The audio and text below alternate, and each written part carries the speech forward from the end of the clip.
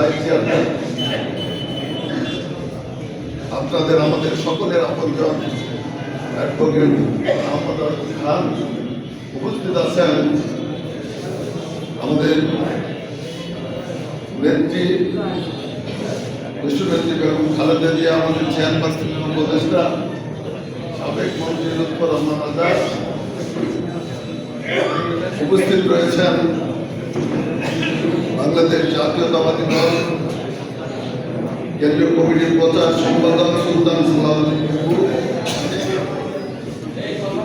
উপস্থিত রয়েছেন শিশু বিষয়ক সম্পাদক বাংলাদেশ জাতীয়তাবাদী দলের আবুল কালাম আজাদ,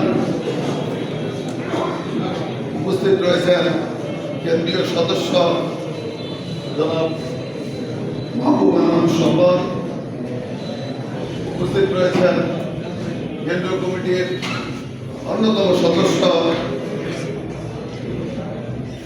সাবেক ছাত্রনেতা জনাব নাসির, উপস্থিত রয়েছেন সাবেক ছাত্রনেতা কেন্দ্রীয় কমিটির অন্যতম সদস্য সাইদ সোহরাব, উপস্থিত রয়েছেন কেন্দ্রীয় কমিটির অন্যতম সদস্য আমাদের বিশেষ করে আমার সাথে সম্পর্কিত ছিলেন মোহাম্মদ আলী সাহেব, আরো কেন্দ্রীয় নেতৃবৃন্দ, বিভিন্ন উপজেলা থেকে আগত সংগ্রামী নেতৃবৃন্দ, আসসালামু আলাইকুম। আসলে আজকের এই গুরুত্বপূর্ণ সভায় আপনাদের সাথে মিলিত হতে পেরে আমি নিজেকে অনেক গর্বিত মনে করছি। আমি নিজের থেকে নিজেকে অনেক আনন্দিত মনে করছি এবং আমাকে দাওয়াত দেওয়ার জন্য আমি জেলা বিএনপির নেতৃবৃন্দের মধ্যে কৃতজ্ঞতা প্রকাশ করছি। দীর্ঘদিন এই ফ্যাসিস্ট সরকারের বিরুদ্ধে আপনারা আন্দোলন করেছেন, আমরা কারাগারে ছিলাম, এমন একটি মামলায় জড়িত ছিলাম। আপনারা মনে মনে আমার জন্য দোয়া করলেও অনেকে প্রকাশ্যে আমার কথা বলতে পারেন, কারণ কেন বলতে পারেন নাই, ফ্যাসিস্ট সরকারের অত্যাচার নেমে আসবে এই কারণে। এটা কিন্তু বাস্তব সত্য। সেই অবস্থা থেকে আমি যেমন মুক্তি পেয়েছি কারাগার থেকে, আপনারাও কিন্তু জালিমের একটি বৃহত্তর কারাগারে আবদ্ধ ছিলেন, সেখান থেকে আপনারা এই কারণে আমি কৃতজ্ঞতা প্রকাশ করি আমাদের নেতা তারেক রহমান,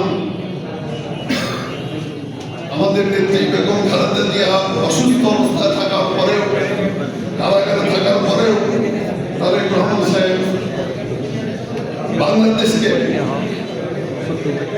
নেতৃত্ব দিয়েছেন, স্বৈরাচার ঘটনের জন্য পরিকল্পনা করেছেন এবং আমাদেরকে নেতৃত্ব দিয়ে দীর্ঘ 17টি বছর এই দলকে ঐক্যবদ্ধ রেখেছেন এবং দলকে সঠিক পথে প্রবাহিত করেছেন। বিদায় স্বৈরাচারের পতন হয়েছে, আপনাদের বিজয় হয়েছে। এখন যে কথাটি বলতে চাই, বিজয় কিন্তু দ্বার প্রান্তে পৌঁছতে পারেন নাই, আমরা কিন্তু বিজয়ের দ্বার প্রান্তে পৌঁছতে পারি নাই, এখনো কিন্তু অনেক দূরে। এই কথাটি আপনাদের উপলব্ধি, সেই বিজয়কে আরো শক্তিশালী করতে হলে, আমাদের নিকটে আনতে হলে সর্বপ্রথম যে জিনিসটা প্রয়োজন, সেই জিনিসটা হচ্ছে আমাদের মধ্যে ঐক্যের প্রয়োজন। অনৈক্যের কারণে আজকে অনেক কিছু হচ্ছে। সর্বপ্রথম আমাদের ঐক্য প্রয়োজন। আমরা এই হলে যে মানুষটি আছে, এই লাইনে যে মানুষটি আছে, আমরা সবাই যদি ঐক্যবদ্ধ হতে পারি, আমি বিশ্বাস করি বাংলাদেশ এই টাঙ্গেলে কোন রকম ষড়যন্ত্র, কোন রকম সন্ত্রাস, কোন রকম চাঁদাবাজি আমাদের মধ্যে আসবে। নেতৃত্বের মধ্যে এই ঐক্যের অভাব রয়েছে। আপনারা স্বীকার করেন আর নাই করেন, আমি জেলখানা থেকে বের হওয়ার পরে যে জিনিসটা উপলব্ধি করেছি, প্রত্যেকটি থানায় দেখবেন এক গ্রুপ কাজ করতেছে আর গ্রুপ তার বিরুদ্ধে কাজ করতেছে। ঠিক আমি একটু অন্যায় করি আর না করি সেটা ফুল ফুল করে বাইর করে আমার লোকেরাই তার বিরুদ্ধে প্রচার করছে। তাদের এই জিনিসটাকে ঐক্যের মধ্যে নিয়ে আসতে জেলা বিএনপির দায়িত্ব এটাকে একটি সাংগঠনিক কাঠামোর মধ্যে নিয়ে আসতে হবে। আমি আপনাদেরকে বলি, আমি যখন জেলখানা থেকে বেরোলাম, বেরোয়ার পরে আমাকে টাঙ্গাইলে আমি আসতে চেয়েছিলাম, মির্জাপুর গোড়ায় বিভিন্ন জায়গায় আমাকে সংবর্ধনা দেওয়ার জন্য আমার কাছে লোক না, কার পক্ষের লোক থাকবে, আমার সংগঠন ক্ষতিগ্রস্ত হবে, যে কারণে আমি বিলম্বে এসেছি এবং কোনো জায়গায় কোনো পথসভা করতে দেয়নি। কেন দেয় নাই? যে সংগঠনকে ক্ষতিগ্রস্ত করা, সংগঠনকে যে অবস্থায় আছে সেই অবস্থান থেকে আরো ঐক্যবদ্ধ রাখে। এটা বন্ধুগণ, আমার যেদিন এখানে সংগঠনের সভা হইল, টাঙ্গাইলের মানুষ আপনারা সকলেই মনে করেছেন একটি মিলন মেলায় আমরা একত্রিত হয়েছিলাম। বাংলাদেশ জাতীয়তাবাদী দলের একটি মিলন মেলা সেন্টার হয়েছিল, আমরা ঐক্যবদ্ধ হয়েছিলাম। কাজে আজকে আমাদের শপথ, প্রথম টাঙ্গাইল জেলা বিএনপিকে ঐক্যবদ্ধ করতে হবে।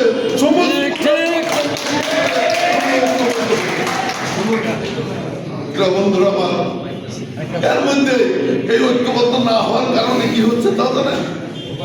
আপনারা নিশ্চয়ই জানেন। আমি এক পক্ষ, আমি ওই পতিত স্বৈরাচারের দোসরদেরকে আমার পকেটে তুলতেছি, আরো দোসরদেরকে পকেট তুলতেছে। এইভাবে দোসররাই আমাদের মধ্যে লাগিয়ে দিয়ে তারা ফায়দা লুটার চেষ্টা করছে। এই অবস্থা থেকে আমাদের বেরিয়ে আসে। আপনারা একটি কথা বলতে চাই, আমাদের নেতা তারেক রহমান সাহেব বলেন যে ষড়যন্ত্র চলছে। পলাশীর আমরা কারণে যেদিন বাংলার স্বাধীনতা নিবঞ্চিত হয়, সিরাজের পতন হয়, ক্লাইভের যে কয়েকজন সৈন্য ছিল সেই সৈন্যদেরকে বাংলার মানুষ যদি একটু পাথর মারত তারা মরে যেত। কিন্তু সেই দিন আমরা পলাশীর আমরা কারণের ফাঁক দিয়ে ওই ক্লাইভের বিজয় দেখেছি, প্রতিবাদ করি না। আজকে আমাদের মধ্যে ষড়যন্ত্র, বিএনপির মধ্যে ষড়যন্ত্র কেন? বাংলাদেশের স্বাধীনতা ছিল 15 বছর, বাংলাদেশের কথায় রাষ্ট্র চলছে, বাংলাদেশের কথায় কাজকর্ম হয়েছে।